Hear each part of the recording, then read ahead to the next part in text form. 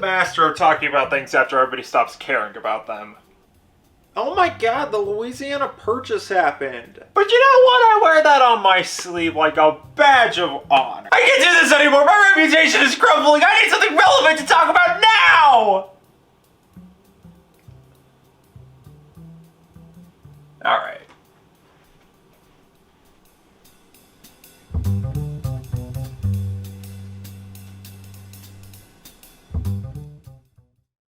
In 2013, a game called Super Mario 3D World released on the Nintendo Wii U to a collective, woo! Followed a couple years later by a collective, Basically, here's what happened. 3D Mario games are an event. When one comes out, everybody pays attention to it and sinks countless hours into it and has to consummate their marriage and blah blah blah. The point is, these games don't happen very often, and they're also pretty consistently excellent. However, they're also pretty different from 2D Mario games, which is what most people think of when Mario is brought up. 2D Mario is about running and jumping and power-ups and getting to the end of each level. It's about as video game as you can get.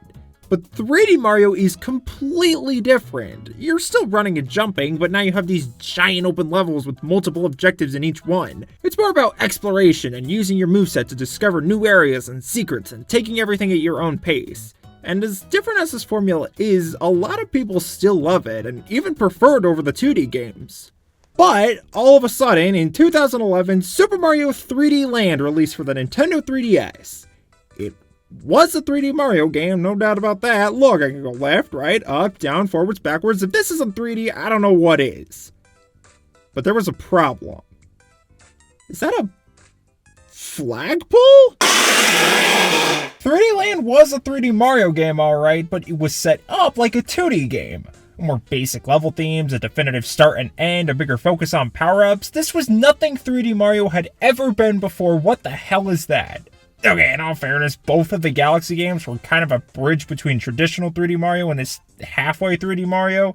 The levels were more linear, there were actual power-ups, but there was still that sense of grandness and exploration that the previous 3D games, 64 and Sunshine, had. But that's not the point. 3D Land came out, and while it was still pretty different from the previous 3D Mario games, it was still very well received and was a fantastic addition to the 3DS library. Then fast forward 2 years later to 2013, and the Wii U is gasping, choking, coughing, and in other words dying, despite the fact that it came out a year earlier. It was going to need a smash hit game to save it, some huge world-changing game that would get everyone's attention. And instead, it just got a sequel to 3D Land. Look, Super Mario 3D World is a fantastic game with extremely well-designed levels and creative ideas, but it's not exactly the landmark game the Wii U needed. Which is exactly what the majority of gamers thought too. The game came out, everyone loved it and had a lot of fun with it, and then realized it didn't have that oomph they were looking for that the other 3D Mario games had. And then 4 years later, Super Mario Odyssey came out, which went back to the more open sandbox collectathon style of the first few 3D games, and now everyone's back to loving 3D World again. I'm not the first person to say it, but 3D World is a lot easier to appreciate when you're not wishing it was something else. That doesn't change the fact that the Wii U needed something a little more monumental, but you know what? It also doesn't change the fact that 3D World is just a fun game. Then come 2017 and we have the Nintendo Switch, and surprise surprise, it does infinitely better than the Wii U. But you know what? The Wii U still had a lot of great games, and said games should be made available to a wider install base and not left stranded in a 5-year-long dumpster fire. So Nintendo begins porting the Wii U's best to the Switch. Starting with 3D World, right? Starting with Mario Kart 8. Okay, that actually makes sense, but next was 3D World, right? Then Bayonetta 2, Donkey Kong Country Tropical Freeze, Captain Toad Treasure Tracker, and Hyrule Warriors in 2018. Okay, but then 3D World. And then New Super Mario Bros. U in 2019. Okay, surely next is 3D World. And then Tokyo Mirage Sessions and Pikmin 3 in 2020. Those got ported before 3D World? And then, finally, Super Mario 3D World in 2021. Oh my god, finally! What took them so fucking long? On September 3rd, 2020, in a Mario 35th anniversary themed Nintendo Direct, Nintendo announced alongside a few other Mario-flavored things that Super Mario 3D World would finally be coming to the Nintendo Switch. It's about damn time. For some reason, I was really excited to play it, and I don't know why. I had heard a lot of people talk about how it's pretty decent and nothing more, and while I played and thoroughly enjoyed 3D Land, I wasn't head over heels for it or anything. But I couldn't tell you why. I was just excited to play it. Sometimes I get really excited to play old games I've never played before.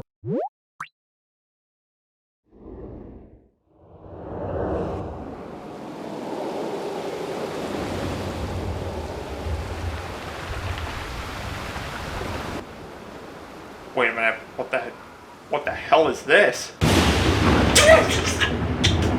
What is this, a horror game? A brand new mode or side game or expansion or something was teased as part of this 3D World port titled Bowser's Fury.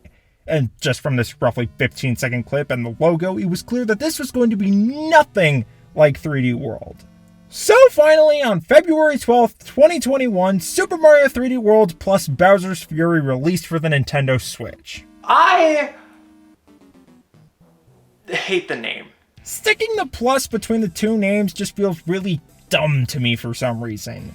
I kinda wish they would've just named it Super Mario 3D World Deluxe, or Definitive Edition, or Complete Edition, or Expanded Edition, or something like that.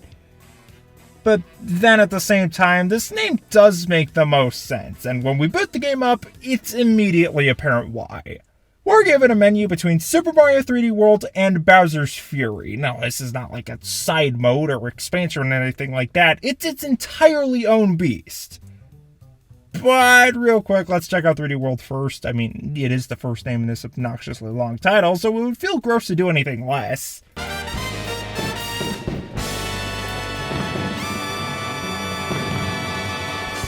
It's 3D World. Alright, that was fun. Let's check out Bowser's Fury now. Stop! So the plot. Ha! Mario was on one of his morning walks he's so famous for doing when he sees something horrifying.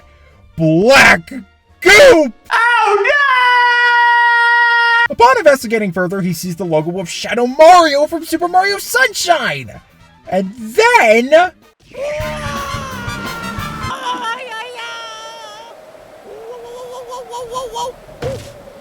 Well, this is quite the change of mood. So Mario begins to explore this mysterious and sinister new location when all of a sudden...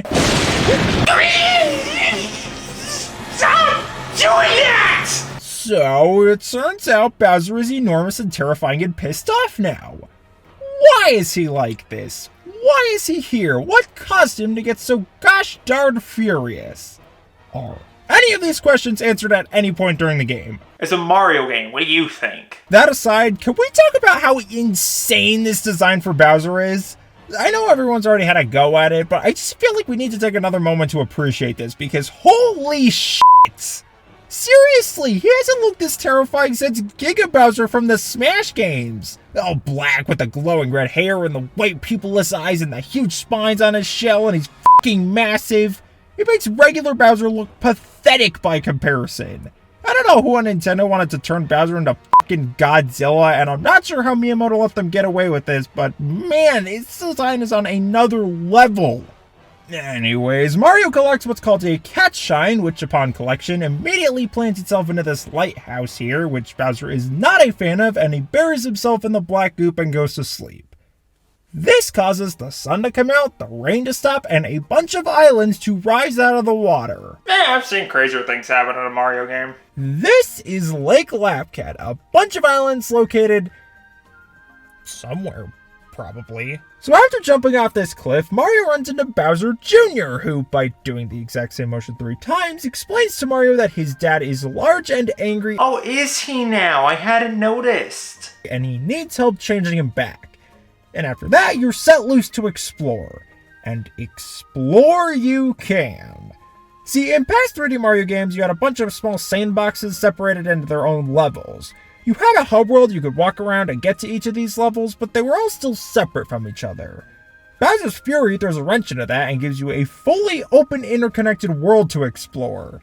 It's like how in Mario Sunshine, where you could see the different levels off in the distance, but instead of needing to go through some portal or whatever, you could just go there, and it's amazing. So there are 3 different sections to Lake Lapcat that you unlock by progressing through the game, and those sections have small individual areas within them that each have 5 different cat shines to collect, and once you get them all, you complete that area, signified by a flag appearing at the top of that area's lighthouse, which you can actually use to fling yourself around. It's just so cool to have such an open-ended Mario game like this, and it feels even more like you could take it at your own pace than the other 3D Mario games. No going back to a hub world every time you nab the main collectible, instead you could just go. It's a really fresh take on 3D Mario and is a fantastic experience. Why the hell is it packaged with 3D World? Bowser's Fury feels like a proof of concept for a new 3D Mario game that accidentally got too much attention put into it, but it wasn't big enough to be a standalone game, so Nintendo had to find some way to connect it to 3D World so they could sell both games as one package. Because let's look at the similarities Bowser's Fury has with 3D World. Number 1, Mario's moveset. Mario has the exact same moveset he had in 3D World. The only difference is that where 3D World only had 8 directional movement, Bowser's Fury has full 360 degree movement. Also, there's full control of the camera as opposed to it being in a fixed position like in 3D World. Also, fun fact, Mario's running speed was actually increased on the Switch compared to the Wii U, and I think that might have been done in Bowser's Fury first to compensate for the larger levels and open world, and then they went back and changed it in 3D World. Having the same moveset as 3D World also means no triple jump, which is a shame because the triple jump was not only something fun to do while you're just holding forward, but also could be used to gain additional height. It's not a deal breaker though. It's not like Mario isn't fun to control outside of that, or I lost sleep over not being able to triple jump anymore. It just feels like something is missing. Although it's not that big of a deal because number 2, power-ups. Mario has access to every single power-up he had in Mario 3D World, and yes, that includes the dumbass, stupid-ass propeller box. I hate this thing so much. Why couldn't you have just made it the propeller mushroom? As much as I hate this thing, I at least get why it's not a full power-up in 3D World, and they take it away at the end of a level because it would absolutely break other levels, but now that's not as much of an issue anymore, and it would be way more fun to take the propeller anywhere, and I just hate this stupid box so much. It looks so dumb anyways. Now power-ups are stored in reserve, like in a 2D game or 3D Land or 3D World, except this time, you can hold way more. You can hold 5 of each, and you can access them at any time by just pressing up on the D-pad. It doesn't matter what situation, and you can swap to a different power-up at any time, and it feels great. It completely recontextualizes power-ups. Now instead of feeling like something you desperately cling to, they feel more like tools, expansions of Mario's moveset, like this game's gimmick, in the same vein as Flood and Sunshine or Cappy and Odyssey. And it's crazy how well each of the power-ups work in this new context. Especially the Tanuki suit and Katsu. Using these as a means of exploration rather than exclusively platforming is so damn cool. Oh, and speaking of cats, number 3. Cats. Another reason Bowser's Fury feels like something they tried to connect to 3D World at the last second is the sheer abundance of cats. Nearly everything in this game is cat-themed. The enemies are all cats, a lot of areas have cat-themed names, and all of the areas have cat-themed architecture. There are just cats roaming around, which are colored the same way as the 4 other playable characters in 3D World's cat suits are colored. The main collectibles are cat shines. Okay, what the fuck is up with this? 3D World didn't even go as hard with the cat theming, and it started the damn cat obsession in the first place. There were a couple levels that were vaguely related to cats. A few enemies had cat forms outside of their regular forms, and Bowser turns into a cat for the final boss, and that's where the cats stop. Bowser's Fury feels like it needed to justify being packaged with 3D World somehow, and just completely overcompensated for it. Wait, what's happening? Where'd the music go? Why is it raining? What the hell is going on?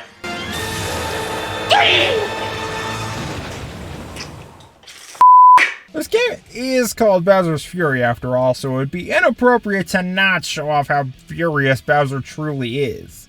Every once in a while it starts raining and the music will stop and get replaced by this ominous low hum. And then it slowly builds more and more and gets super intense, and then BAM! Bowser's Fury is unleashed. And oh my god, this is so cool! The sky gets all dark and cloudy, and there's a huge thunderstorm, and the music switches to this super intense, badass metal song with like heavy electric guitars and demonic chanting or something. Like, what even is this? I love it so much. Plus, you got Bowser making a mess of things. He'll shoot giant fire beams from across the entire map. It rains fireballs, and there are also these big spike things that come down that can actually serve as platforms to reach certain areas quicker. But Bowser doesn't stay out forever. Eventually, he'll get tired and go back to bed on his own. Or if you collect a cat shine, he'll piss out right there and then. This whole mechanic is really exciting and keeps the game interesting. Like I said, it's really cool for the first few times it happens. Yeah, unfortunately it gets kind of stale pretty quickly. They just needed to come up with a way to keep it interesting. Something like Bowser throws out more dangerous attacks, or his attacks happen faster, or he stays out for longer, or maybe when you progress further you need to collect more shines to get rid of him. I don't know. This is a cool idea, but it feels like it could have been fleshed out a little more. But either way, Bowser is quite the menace, and he's also massive, which makes it hard for Mario to deal with him at his current size. If only there was some way for him to grow and...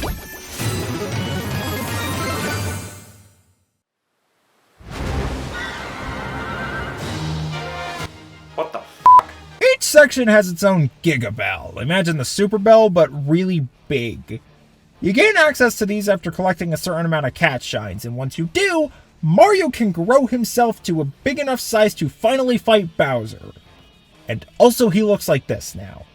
And I kind of had the same problem with this as I do with the normal Bowser segments. It is kind of cool to be super massive and tower over all the islands, and I especially like how you can hide in the Coliseum and dodge most of Bowser's attacks. It's just really funny to me. I also think it's cool that if you get hit, Mario loses his cat power but still retains his size, and then you can go grab another Giga Bell from another section and get your cat powers back. But just like with the Bowser segments, these giant fights get kind of repetitive after a while. Granted, you won't be doing it as often as Bowser just showing up on his own, but the novelty of having what's essentially a kaiju fight in a Mario game wears off pretty quickly. And that's kind of how I feel about Bowser's Fury as a whole. It's fantastic, but its ideas are going to need a little more fleshing out before we can get a full game around them. There are a lot of things in Bowser's Fury that I really like, some that I didn't even mention. I really like how Plessie is used. In 3D World, she was used for just what are big slide levels, but here she's fully controllable and is the main way you'll get to the different islands. And she's always nearby too. If you find yourself in the middle of the lake for whatever reason, she's always close enough that it's not a big of a deal. And again, I really like how this game incorporates 3D World's level design philosophy into an open world environment. The areas just feel like chunks of levels from 3D World just dropped into a big map that you could freely move between, which works a lot better and is a lot cooler than it might sound. I love the music. I love the music.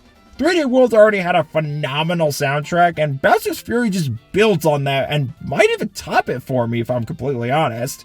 There isn't a single miss here. It all just melts into your ears. It's perfect. I don't know what to say about it. It's perfect.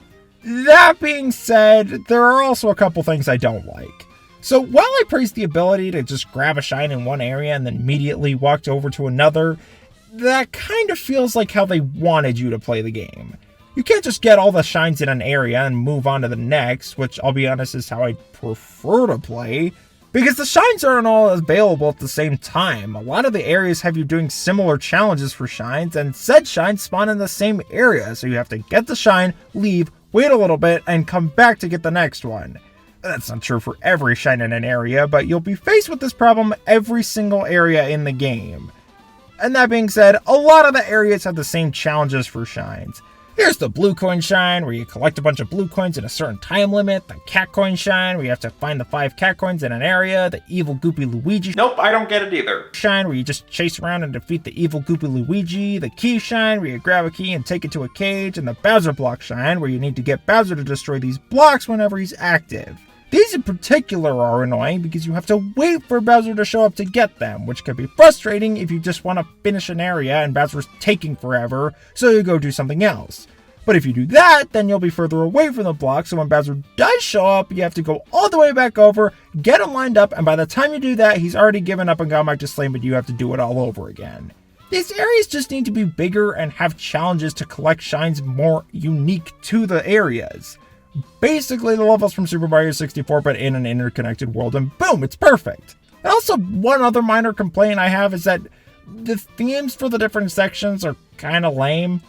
And even calling them themes is a little generous, because if I had to list the themes of these sections, they would be yellow, blue, and lava. Wait, I forgot to talk about the final boss. Holy f***, this is actually kinda cool. So after you defeat Bowser seemingly for good, suddenly he rises back up out of the water, having shed all of his black goop, however, still missing his pupils, which I don't fully understand, whatever. But then he cages up all 3 Gigabells, meaning you can no longer grow to face him head on, so instead, you do this super intense ride on Plessy while Bowser rapid fires a bunch of insane attacks at you and you keep launching into the Gigabell cage and the music is fucking unbelievable, and then this happens!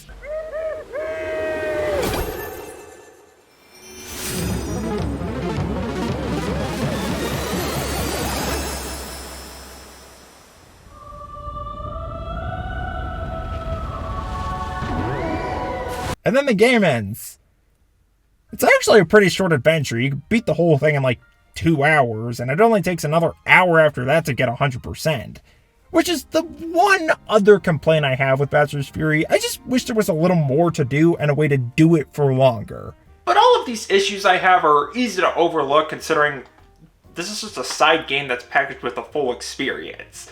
My problems are just things I'd like Nintendo to fix in the next 3D Mario game, provided that it follows the same format as Bowser's Fury. And if it doesn't, then what the f*** was the point of this? The ideas Bowser's Fury introduces are so unique and so cool that it would be a waste not to use them in the next 3D Mario game. But then again, this is Nintendo we're talking about. I mean, these are the same guys that kept us on the same Mario Kart for 9+ years instead of just making a new one. Bowser's Fury is the surprise hit nobody saw coming. I mean, 3D World was good enough on its own. You package this with it, and this is an unbelievably high quality package. It's cool really because for the first time ever, we get a glimpse of what the next 3D Mario game is gonna look like, which we've never really gotten before. And there's no reason to not be excited for it. I mean, this was incredible! Of course, now the question has to be asked. Was it worth talking about this game a year after it came out and everybody's already moved on? You heard it here first, folks!